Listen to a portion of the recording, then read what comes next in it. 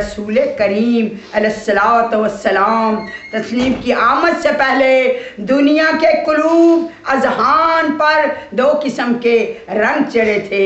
کچھ افراد اقوام کی جہالت، ناواقفیت، نادانی، نافہمی کا شکار تھیں، اور بعض افراد قوم نام نہاد علم و حکمت حاصل کر کے دنیا کو اس میں پھنسا رہے تھے۔ یہ کرۂ ارض دو حصوں میں تقسیم ہو گیا۔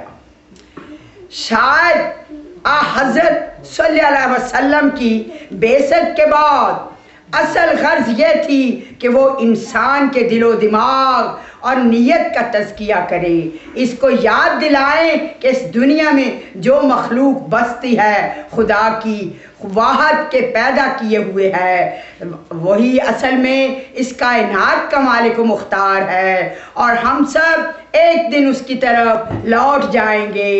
لہذا یہاں ہم کو کوئی ایسا کام نہیں کرنا چاہیے کہ کل اس کے دربار میں جا کر ہم شرمندگی اٹھائیں۔ اللہ خیر علیم و حکیم ہے، اس لیے ہم اس کو دھوکہ نہیں دے سکتے۔ جس زمانے کا یہ ذکر ہے، لوگ یہ سمجھتے تھے کہ عملی زندگی کچھ اور چیز ہے، علم ایک قسم کا دماغی عیاشی ہے۔ یہ صرف ان لوگوں کے لیے محدود تھی جو عملی زندگی سے کوئی تعلق نہیں رکھتے تھے، بلکہ صرف دماغی عیش و عشرت میں مبتلا رہے۔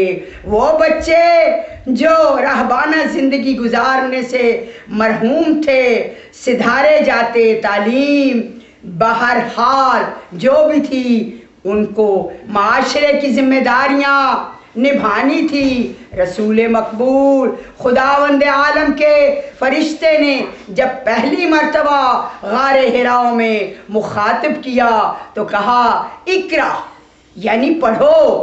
کہا عربی میں امی ان پڑھ کو کہتے ہیں، اور پڑھنے لکھنے کے فن کو معیوب سمجھتے تھے۔ اللہ نے اس قوم کی ہدایت کے لیے جس نبی کو بھیجا، اس کی توجہ پہلے کتاب کی طرف کرائی، اور قلم کی بدولت انسان نے جو ترقی کی ہے اس کی نشاندہی کی۔ دیکھتے ہی دیکھتے وہ عرب جو امی ہونے پر فخر کیا کرتے تھے معلم بن گئے۔ وہ تلوار کی طرح ان کی قلم کا بھی لوہا مانا جانے لگا۔ اب ارباب تاریخ جانتے ہیں کہ حضرت علی نے رسول کریم کے ہاتھ پر پہلی مرتبہ آنکھ کھولی اور رسول کے دم سے وابستہ رہے۔ اس قدرتی طور پر آپ کی تربیت و تعلیم کا بہترین اثر اس شاگرد کا انداز نمایاں ہونے لگا۔ اللہ اور غنی، علی کے سوا کوئی بہادر نہیں، ذوالفقار کے سوا کوئی تلوار نہیں۔ اللہ اللہ۔ پھر رسول مقبول نے فرمایا، ذرا غور سے سنیے، انا مدینۃ العلم علی بابھا، میں علم کا شہر ہوں اور علی اس کا دروازہ ہے۔ عزاداران حسین، ذرا دیکھیے جن لوگوں نے حضرت علی کی زندگی پر نگاہ ڈالی وہ جانتے ہیں کہ کمالات بشری کے جامع تھے۔ دنیا کے اکثر دوسرے مذہب پیشواؤں کی طرح آپ کی زندگی کا کوئی ایک رخ ایسا نہ تھا جو تاریخ ہوتا۔ آپ نے ہر شعبہ حیات میں حصہ لیا، جو کام کیا اس کو حد کمال تک پہنچایا۔ فن جنگ میں آپ کی مہارت ایسی تھی کہ آج تک سپاہی لشکر، علمدار، سپہ سالار آپ کے نام لے کر میدان میں اترتے ہیں۔ پہلوان آپ کا نام سن کر ادب سے سر جھکا لیتے ہیں۔ اللہ اور غنی، عرب کے جہالت مشورے، ان کی شتربانیاں علم سے بہت دور تھی۔ محمد و آل محمد ہی کا کارنامہ ہے، ورنہ بنی امیہ نے تو ایک بار نہیں 2 بار جاہلیت کو دھوکہ دیا تھا۔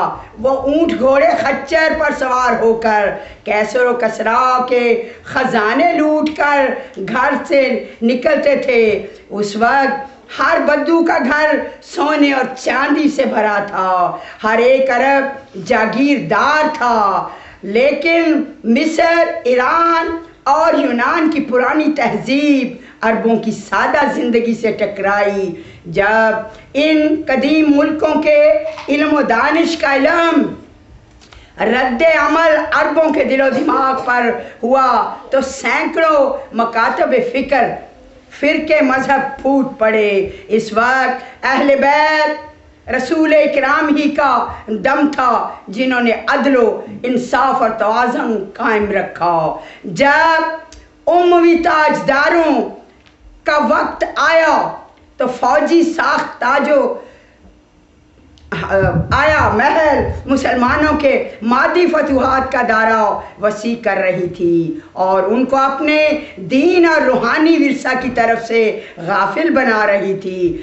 جب قدیم ایشیائی قوم کے ثقافتی سرمایہ کے سامنے عرب کے بدو نکلے تو پتہ چلا کہ عنقریب یہ ریت کا گھر ڈھیر ہو جائے گا اور عربوں کی سماجی جو تربیت، فوجی تنظیم اس کے پہیے کے نیچے کچل کر ذرہ ذرہ ہو جائیں گے۔ اللہ اور غنی اس وقت امام زین العابدین اور امام محمد باقر سرکار امام محمد جعفر صادق ہی تھے جنہوں نے علوم فن کے مرکز قائم کیے اور مملکت اسلامیہ سے طالب علموں کو دعوت دی، حتیٰ کہ یہاں تک ہوا کہ چین، ہند، ایران، مصر، یونان اور یہاں کے تمام لوگ مل کر اس شہر علم سے علم حاصل کرتے رہے۔ اللہ اور غنی حضرت جعفر صادق کے درس جاری رہے تو جابر بن حیان جیسے شاگرد ہوئے جن کو دنیا علم الکیمیا کا آدم مانتی ہے۔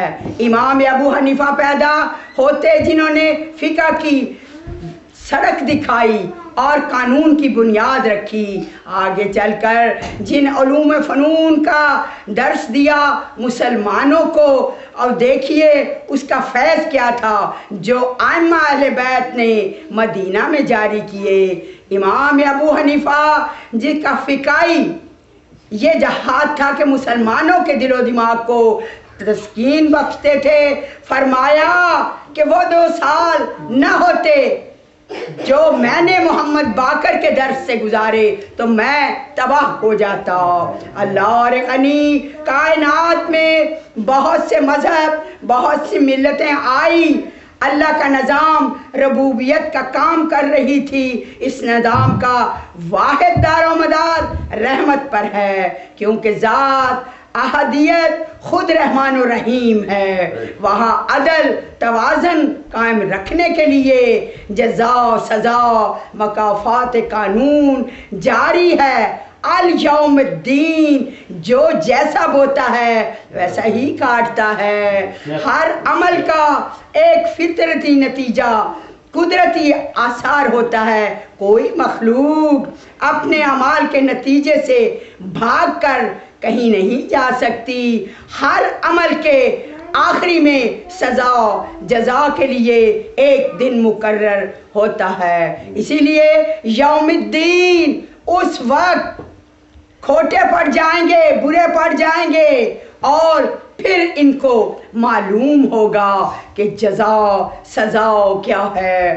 مغرب کی قوتیں اگر پہلے بد نصیب تھیں تو اپنے اعمال کی وجہ سے تھیں، آج اگر دولت سے کھیل رہی ہیں تو اپنی کوشش اور وسیع کی وجہ سے مشرق و مغرب میں ان کا ڈنکا بج رہا ہے۔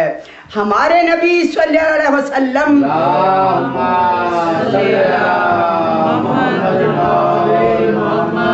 انسانی نفوس کا تزکیہ کرنے کے لیے آئے تھے ان کی تعلیم نبی آدم کی انسانی اخلاقی اقتدار کی حدود بنی.